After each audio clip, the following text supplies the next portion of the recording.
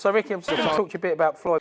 Bringing the occasion, the humour, you know, Ricky Hatton, it wasn't a Ricky Hatton fight, it was a Ricky Hatton event, wasn't it? You know, I mean, who don't feel bad at me for saying that, but Mayweather, and I know Castillo was probably, you know, I'd seen slightly better, I think he was in probably better form when he fought Floyd. I think that'd be fair to say. I think it was an obvious fight to be made then, wasn't it? You know what I mean? I mean, listen, we all go in boxing to be the best, don't we?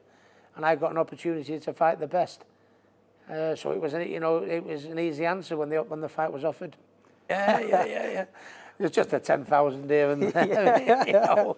But no, it was incredible. You know what I mean? As a youngster growing up and watching Leonard and Hagler, Hearns, Tyson, Holyfield, and all them see the name up in lights, for me to go over to fight in Vegas would have been something anyway. But to that ever in Vegas, and I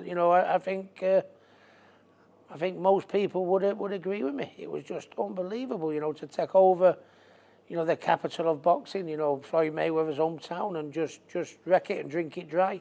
It was so, you know, it's the end of the rainbow fairy tale stuff. And, you know, to be honest, he never got under my skin, to be honest. He only got under my skin. We did 24/7. I went to Los Angeles, New York, Vegas, I think it was Michigan where he was from, Floyd, and then went to London and Manchester and that.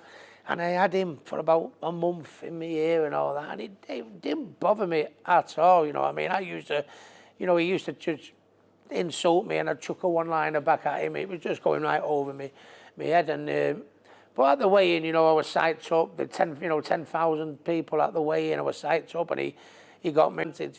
And he leant forward just only about half an inch.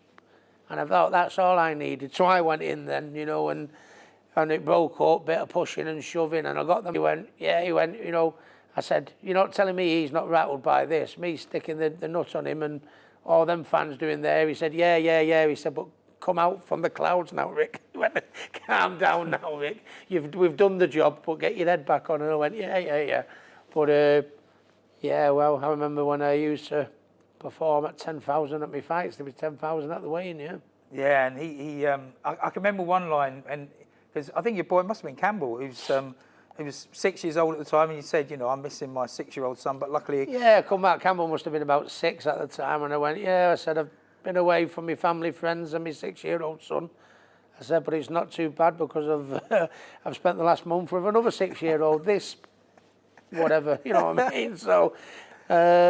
I remember Oscar De La Hoya telling me, he said, you know, when they went on the train, when they went to they come from the press conference at Manchester outside.